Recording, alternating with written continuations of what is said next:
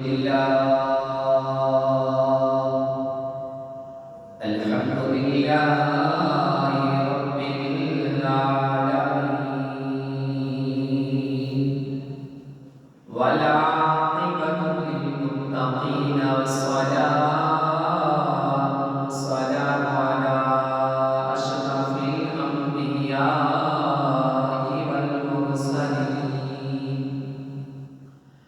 أما بعد فأعوذ بالله من الشيطان الرجيم بسم الله الرحمن الرحيم شهر رمضان الذي أنزل فيه القرآن أعوذ بالله صدق الله مولانا العظيم قال الله تبارك وتعالى في شهر الحبيب مخبرا وآمرا إن الله وملائكته يصلون على النبي يا أيها الذين آمنوا صلوا عليه وسلموا تسليما صلاة وسلام عليك يا سيدي يا رسول الله صلاة وسلام عليك يا سيدي يا حبيب الله وعلى آلك وأصحابك يا سيدي يا رحمة للعالمين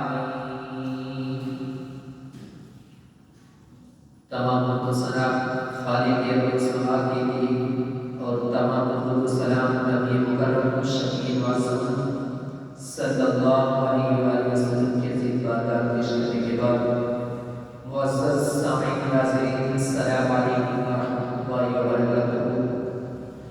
آج کی اس جمعۃ المبارک کی مبارک گھڑی میں استقبال رمضان مرحبا رمضان کے حوالے سے چند معروضات آپ کے سامنے پیش کرتا ہوں۔ معزز سامعین ناظرین، اللہ رب العزت نے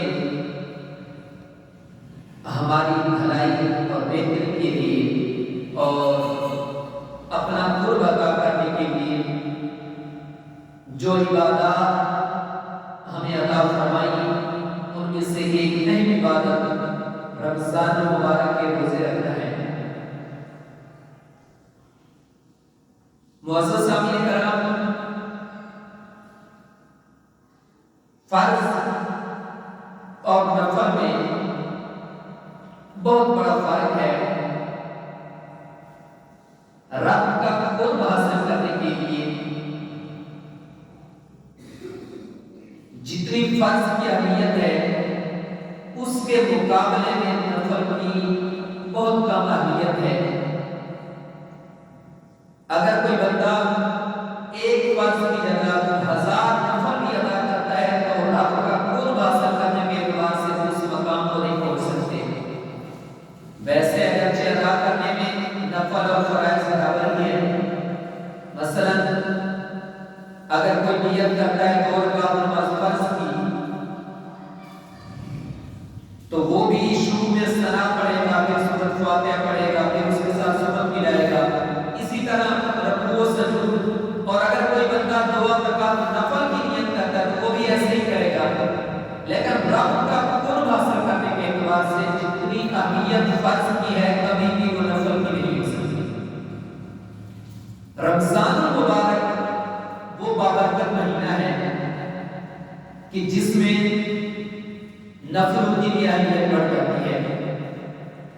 لیکن دیکھیے کہ اگر قرب کا اعتبار اور ثواب اجر کا اعتبار دیکھا جائے تو ہر بندہ کوشش کرتا ہے کہ میں فرائض میں زیادتی کروں، یعنی زیادہ سے زیادہ فرائض ادا کروں، لیکن فرائض میں ہم اپنی طرف سے کوئی کمی بیشی نہیں کر سکتے۔ مثال کے طور پر اگر جمعہ المبارک کی 2 رکعتیں فرض ہیں تو ہم نے 2 ہی ادا کرنی ہیں، 2 سے زیادہ نہیں کر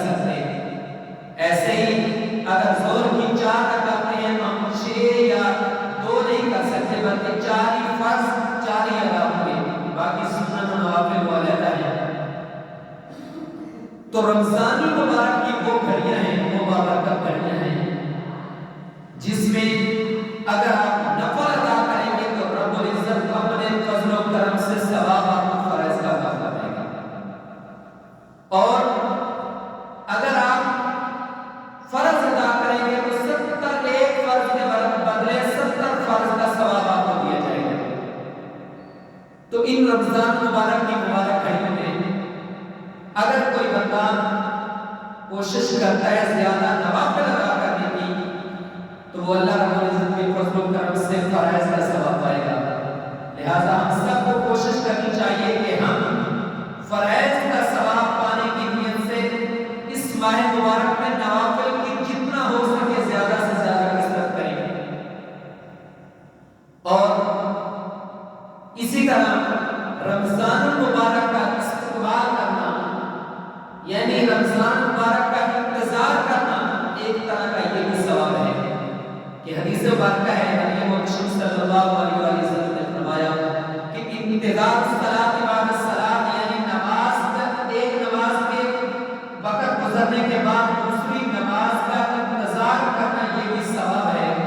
اس حدیث مبارکہ کے ضمن میں جب ہم رمضان مبارک کا استقبال کریں گے، یہ انتظار کریں گے، ایک رمضان مبارک گزرنے کے بعد دوسرے رمضان مبارک کے لیے ہمارے دل میں تڑپ ہوگی کہ اللہ رب العزت وہ مبارک گھڑیاں ہمارے پاس لے آئے اور ہم اس کی رحمتیں اور برکتیں سمیٹیں، اپنی بخشش کرائیں، تو یہ بھی ایک طرح کا ثواب ہے۔ اور رمضان مبارک کی تیاری کرنا، اس کا استقبال کرنا، اس کے لیے اہتمام کرنا نبی محتشم صلی اللہ علیہ وسلم کی زندگی میں بھی ہمیں ملتا ہے، اور صحابہ کرام علیہ رضوان کی زندگی میں بھی ہمیں ملتا ہے۔ اور مزے کی بات یہ ہے کہ اللہ خالق ہے تو ثوابی رمضان مبارک کے لیے خاص اہتمام فرماتا ہے۔ حدیث مبارکہ ہے جس کو حضرت جابر بن عبداللہ رضی اللہ تعالیٰ عنہ فرماتے ہیں، امام بہقی نے شعب الایمان میں سے نقل کیا کہ نبی محتشم صلی اللہ علیہ وسلم نے ارشاد فرمایا کہ جب رمضان مبارک کی پہلی رات یعنی جب چاند طلوع ہوتا ہے رمضان مبارک کا پہلی رات آتی ہے تو اللہ رب العزت اپنے بندوں امت مسلمہ پر خاص نظر رحمت فرماتا ہے۔ ویسے تو دیکھیں مسلمان ہے، کافر ہے، کوئی بھی چیز رب کی نظر سے، رب کے دیکھنے سے پتہ نہیں ہے، رب کو ہر وقت دیکھ رہا ہے، کوئی کہیں نہیں ہے۔ ہم ایک دوسرے سے چھپ سکتے ہیں، کوئی مسلمان ہے، کوئی کافر ہے، ایک دوسرے سے چھپ سکتے ہیں، رب سے نہیں چھپ سکتے، لیکن یہ جو رحمت کی نظر ہے یہ جس پر پڑ جائے گا اس کے مقدر سمجھ جاتے ہیں۔ نبی محمد صلی اللہ علیہ وسلم ارشاد فرماتے ہیں کہ اللہ رب العزت اپنے خاص بندوں پر رحمت کی نظر فرماتا ہے۔ اس نظر کا فائدہ کیا ہوتا ہے؟ فرمایا جس پر رب و رحمت کی نظر فرماتا ہے اس پر ہمیشہ جہنم کی آگ لگی رہتی ہے، اس پر کبھی بھی عذاب نہیں ہوگا، وہ عذاب سے نجات پا چکا ہے۔ تو اس سے بڑی برکت اور رحمت کب ہو سکتی ہے کہ ایک رب کی رحمت کی نظر پڑی اور پھر نبی محمد صلی اللہ علیہ وسلم نے گارنٹی دے دی کہ جس پر وہ رحمت کی نظر پڑ چکی وہ آزاد ہو چکا جاتا ہے۔ لہذا اس زمن میں بھی ہم اگر ہمارے دل میں تڑپ ہوگی، ہمارے دل میں شوق ہوگا رمضان کا، پھر تو بات نہیں کہ اللہ رب العزت اپنی رحمت کی نظر فرمائے گا۔ دوسری چیز فرمایا کہ ان روزے داروں کے منہ کی جو خوشبو ہے وہ اللہ رب العزت کی بارگاہ میں کستوری سے بھی زیادہ محبوب ہے۔ اب دیکھیے خوشبو کا تعلق سونگنے سے ہے، اس کا تعلق ایک انسانیت سے ہے، رب ان چیزوں سے پاک ہے۔ تو علماء کرام نے اس کی وضاحت میں فرمایا کہ خوشبو پہ پیارا ہونا، محبوب ہونے کا مطلب یہ ہے کہ آپ دیکھیں خوشبو کو بندہ اپنے قریب کرتا ہے، کوئی بھی خوشبو لے رہے ہیں بندہ اس کو اپنے قریب کرتا ہے تب خوشبو آتی ہے۔ مثال کے طور پر میں اپنے ہاتھ پر خوشبو لگاتا ہوں تو قریب کروں گا کوئی خوشبو آئے گی، آپ نے اپنے ہاتھ پہ چہرے پہ لگائیے، جتنا قریب کریں گے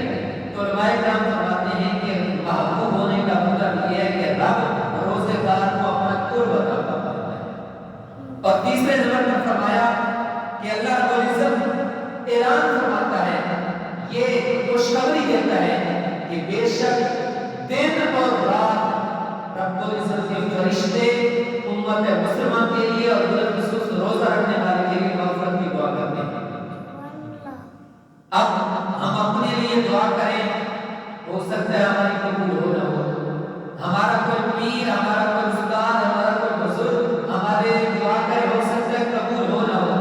جب رب کے فرشتے اور رب فرما رہا ہے کہ میرے فرشتے رحمت کی دعا کرتے ہیں، مغفرت کی دعا کرتے ہیں، اس میں کوئی شک نہیں ہے، وہ تو قبول ہی قبول ہے. اور چوتھے نمبر پر ارشاد فرمایا کہ بے شک اللہ رب العزت جنت کو حکم دیتا ہے. اللہ رب العزت جنت کو حکم ارشاد فرماتا ہے کہ تم تیار ہو جا اور اپنے آپ کو مزین کر دے. اب جنت کیا ہے؟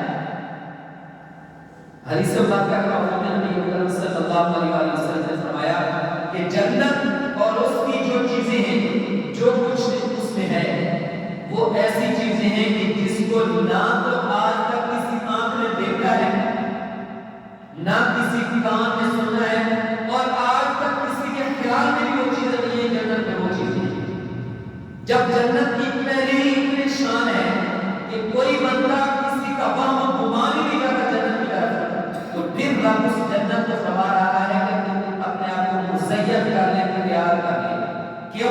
آگے ارشاد فرمایا کہ قریب ہے کہ میرا بندہ، قریب ہے کہ میرا بندہ دنیا کی تھکاوٹ سے آرام پائے اور پھر میرا قرب تلاش کرے، یعنی میرے پاس آئے، یعنی تجھ میں آئے تو اپنے آپ کو مزین کر لے. اللہ رب العزت جنت کو حکم دے رہا ہے کہ تو اپنے آپ کو تیار کر لے. میرا بندہ دنیا سے تھک کر آرام پانے کے لیے تجھ میں آ رہا ہے، تو اپنے آپ کو تیار کر لے. اور یہ رمضان مبارک کی برکت ہے. اور فرمایا کہ پانچویں چیز کہ آخری جو رات ہوتی ہے، پہلی رات میں اللہ رب العزت امت مسلمہ پر رحمت کی نظر فرماتا ہے، اور فرمایا جو آخری رات ہوتی ہے اس میں تمام امت مسلمہ کی بخشش کر دی جاتی ہے. اور نبی اکرم صلی اللہ علیہ وسلم نے جہاں یہاں جو بات بیان فرمائی، فرمایا کہ یہ جو پانچ چیزیں ہیں یہ مجھے اور میری امت کو عطا کی گئی، آج تک کسی امت کو بھی یہ انعام نہیں عطا کیا گیا. فرمایا جابر یہ پانچ کام، یہ پانچ برکتیں، یہ پانچ سعادتیں صرف مجھے عطا کی گئی، یعنی میری امت کو عطا کی گئی، میرے سے پہلے کسی نبی کو عطا نہیں کی گئی. یعنی کسی امت کو بھی یہ انعامات پانچ نہیں عطا کیے گئے، میری امت کو عطا کیے گئے. اور میری نسبت سے رمضان مبارک کی برکت میں یہ شامل ہے. اب دیکھیے اتنی برکات ہیں، اگر کوئی بندہ رمضان مبارک کا روزہ چھوڑ دے تو پھر کیا ہوگا؟ صحیح بخاری کی حدیث میں واقع ہے، حضرت ابو ہریرہ رضی اللہ تعالیٰ عنہ فرماتے ہیں آج ہم چھوٹی چھوٹی بیماریوں میں کہتے ہیں تھوڑا سا پیٹ میں درد ہے، تھوڑا سا سر میں درد ہے، آج روزہ نہیں رکھ سکتے. اگر اس حدیث واقعہ کا مفہوم اور اس حدیث واقعہ کو ہم سمجھ لیں تو میں کہتا ہوں کسی حالت میں بھی روزے کو چھوڑیں گے. حضرت ابو ہریرہ رضی اللہ تعالیٰ عنہ روایت فرماتے ہیں کہ نبی محمد صلی اللہ علیہ وسلم ارشاد فرماتے ہیں، اے ابو ہریرہ اگر جو بندہ جان بوجھ کر رمضان مبارک کا ایک روزہ چھوڑ دے بغیر کسی شرعی عذر کے، اگر شرع نے اجازت دی ہے کوئی ایسی بیماری ہے واقعی کو روزہ نہیں رکھ سکتا، یا ایسی مسافت ہے، ایسے سفر پر ہے کہ واقعی اس کے لیے روزہ مشکل ہے، تو پھر تو علیحدہ بات ہے. فرمایا اگر جان بوجھ کر روزہ چھوڑ دیتا ہے بغیر کسی شرعی عذر کے، پھر وہ اس کی فضیلت کو پانا چاہتا ہے تو جتنی اس کی زندگی ہے ساری زندگی روزے رکھ کر ہے، اس روزے کی فضیلت نہیں پا سکتا. اتنی بڑی فضیلت رمضان مبارک کے روزے کی کہ جتنی اس کی زندگی ہے، رمضان کے روزے تو فرض ہے. مثال کے طور پر آج میری عمر 20 سال 22 سال ہے، میری عمر 80 سال ہے، میں آج کے بعد ہمیشہ روزے رکھتا ہوں، میں سومدار ہمیشہ روزے رکھتا ہے، پھر بھی اس روزے کی فضیلت کو جو چھوڑا ہے اس کو نہیں پا سکتا. اتنی بڑی فضیلت ہے روزے کی. اور پھر ہم روزے دار بھی روزے رکھتے ہیں لیکن ہماری کمیاں ہیں جس کو ہم دور نہیں کرتے.